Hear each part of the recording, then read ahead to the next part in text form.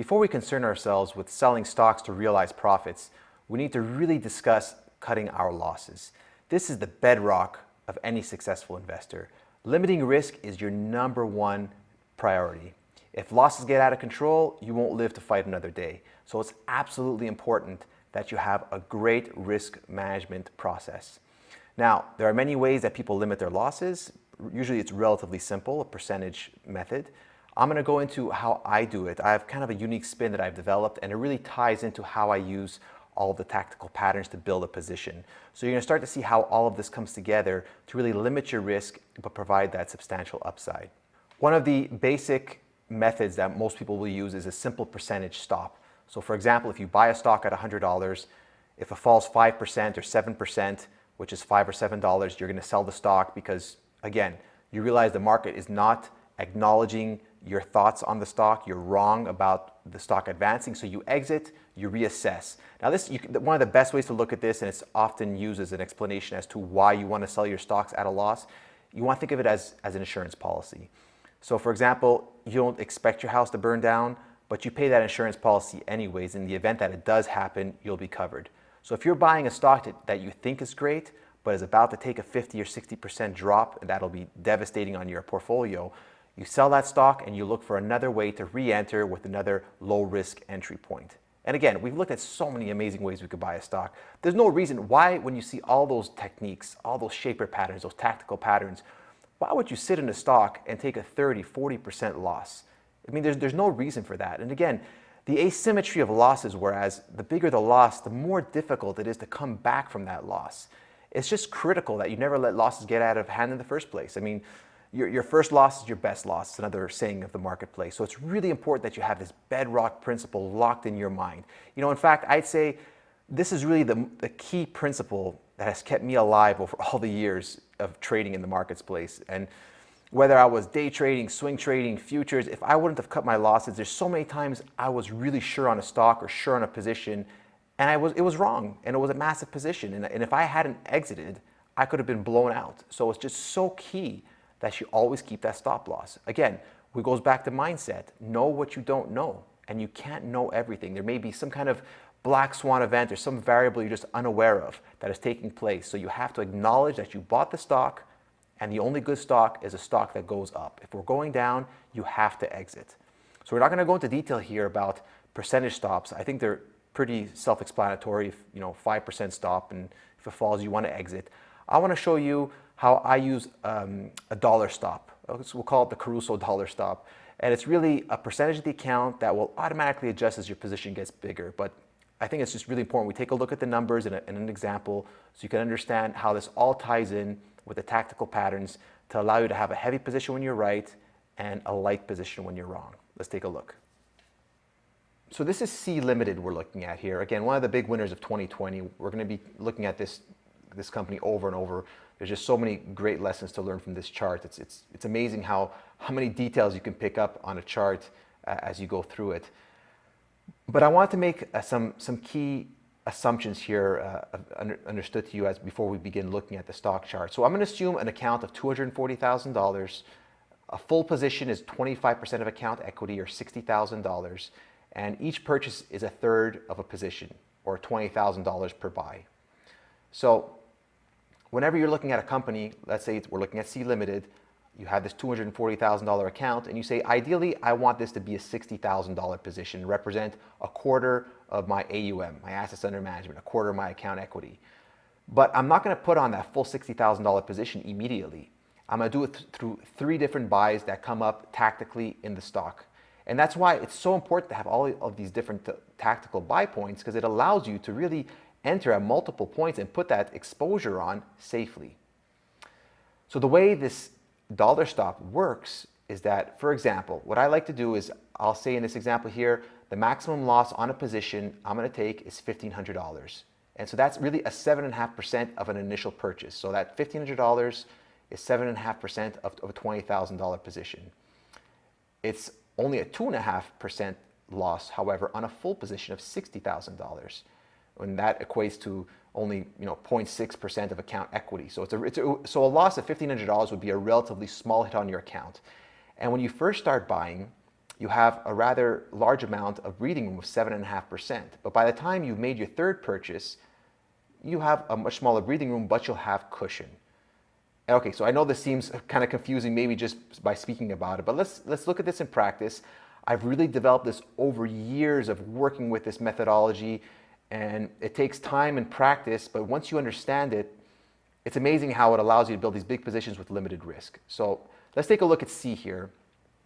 And we had our first buy right as we had this great three-touch trend line. We also had a kicker, so we had a couple of buy points that triggered in the stock that was acting very strongly in the 2020 COVID pandemic. So as we gapped up, we're going to buy this kicker at $44. We're going to buy a $20,000 position, which is 450 shares, which is a third of a full position.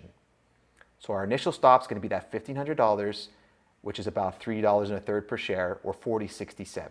So you can see we bought it right here at the arrow on the open. Our initial stop loss is right here, indicated by the red line, which is a $1,500 loss. And at all times in this stock, regardless of whether you have $20,000 or $60,000, your maximum loss will be $1,500. And that's how I started. I remember one time I was in drawdown, and I said, you know what, whatever trade I take, I'm going to lose just X number of dollars. Let's say $1,000. Whatever it is, I'll lose $1,000, and I can live with that. And it really calmed my nerves. I said, okay, no matter what I enter, my loss is going to be $1,000, and I can completely live with that. It won't bother me, it won't keep me up at night, and it won't be devastating to my mental capital. However, as I would pick up my position size, that didn't mean I was feeling any more confident in losing a multiple of my loss. So I said, no matter what, if I'm adding to my position, it's because it's working. And so that same loss I'm going to take is always going to remain the same. And that's how this kind of developed over time. So you'll see as we progress. Again, that $1,500 loss we're talking about here as the initial stop, that's the maximum. If the pattern calls for an exit prior to that, you can exit prior. So for example, here the max loss is down at $40.67, which is that $3 and so, which is the $1,500 loss. But typically when you buy a kicker, as we mentioned earlier, you can exit if the stock just goes negative on the day. So you'll see how powerful this technique is. Even though your losses are so controlled, they can be even less than you originally accept. I mean, it'll never be worse because you'll be out of it if it starts to fall, but it could be even less than what you're willing to accept. So that's great. I mean, you'll be even calmer when you enter the position. However, anything can happen after you buy a stock. So even if the exit point that is dictated by the pattern is less, I wouldn't necessarily put on more stock because I say, oh, I got a smaller stop, so I can put on more stock and still lose that $1,500. No, you want to keep your position size consistent because one, you never know what can happen overnight. You buy a position and the stock's downgraded or they announce a financing. And if instead of buying that initial $20,000 worth of stock, you bought 60 right away, well, now you're stuck with this big loss. And it doesn't matter if you wanted to exit at the opening price of the kicker of the day before, this is gapping down, you're stuck with it. So you want to keep that $20,000, that 1/3 position buy consistent regardless of what the exit point is. Because you're dealing with what you want to have that 7.5% initial 7.5% initial buffer to exit, which gives you enough breathing room to let the stock prove if it's working or not. So once you buy on the kicker higher, we advance and we get our second buy point here.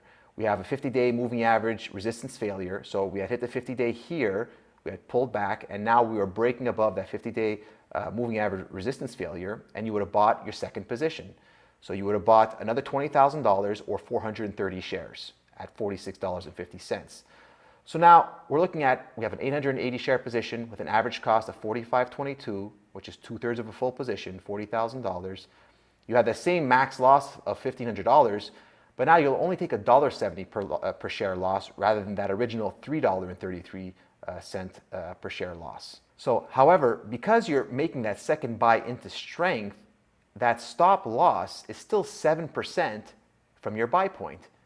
Because now your average cost is lower than where you just purchased it, plus that additional $1,500 amount of playroom that you give the stock. So you still have 7% of cushion to allow you to stay in the stock if there's any kind of normal pullback. And you see, after we bought above that high, it just barely got above, but it qualifies, you bought that stock. We moved lower and we trade briefly below our cost, but we stay above our new stop loss of $43.52. And so that's how you see now you're starting to pyramid into this position. You have 2/3 of a full position, your stop has come up, but you're always going to lose only that $1,500, which is, again, a fraction of a percent of your account equity. So it's relatively small. yet you're going to see you're going to be able to have a rather concentrated position. So we advance higher, we form the right side of our cup, and we form this mini coil up here on the right side of the base. And at 56.90, again, we buy another position. So another $20,000 or 350 shares. This happens at 56.90, and it's a 22% gain from your first buy, but it's still 10% within the base high, so it would still qualify. So now you have 1,230 shares with an average cost of $48.54, and it's a full position. This, you have your 25% allocation of equity on the account, and you have a 17% cushion to your break even, so this is your max loss of 0. You're basically free rolling it here. You're not going to take a loss anymore. But you can see how you built up a 25% position, which is substantial. I mean, most people won't get anywhere near 25%. Some experienced traders will have more than 25%. But regardless, 25% is a good amount. It's a heavy amount of your account to be in one stock. However, you did that without at any point having more than $1,500 at risk, or 2/3% of your account at risk, which is a really powerful tool to have. So that's how I use my dollar stop. I really tried to break down all the different buy points and the average cost so you can review this chart over and over again. When we bring everything together, all the selling in another section, we're going to take a look and see how this works again, so it'll be even clearer to you. But this is just a great way you can layer into a stock. Again, that's why all of those tactical patterns are so powerful, because not only do they have all of the benefits of the tactical patterns we mentioned, but it really helps with position building. Now, if you didn't have all those tactical patterns, there'd be no way for you to build over time and in a controlled and effective manner.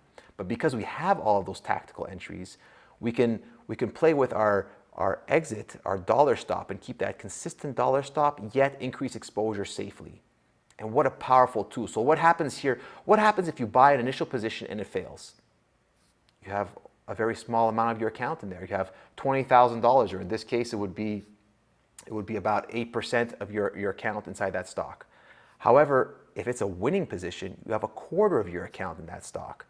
So this naturally is going to adapt for you. It's naturally going to make you be heaviest in your winners and lightest in your losers. And it's going to be mechanical. There's nothing to even think about. You're always going to be doing this consistently. It takes that pressure off of trying to decide of how heavy you should go in a stock. You're always going to have the same amount of buying in each stock, and the market is going to tell you whether or not you should keep adding to the position or exiting the position.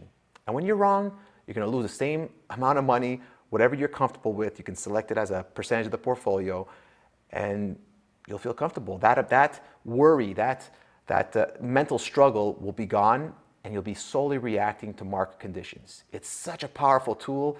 I remember when I first developed this, it felt like a weight was lifted off my shoulders, and I just said, wow, I just know what I'm always going to lose, and it allows me to be so heavy in my winners, which is my goal. Again, when you're right, you want to really be right, and you want to be heavy in your winners. And when you're wrong, you want to shrug it off, pretend like it never happened, or just forget about it, move on to your next trade, stay cool, stay calm. And being small in your losers is the best way to do that.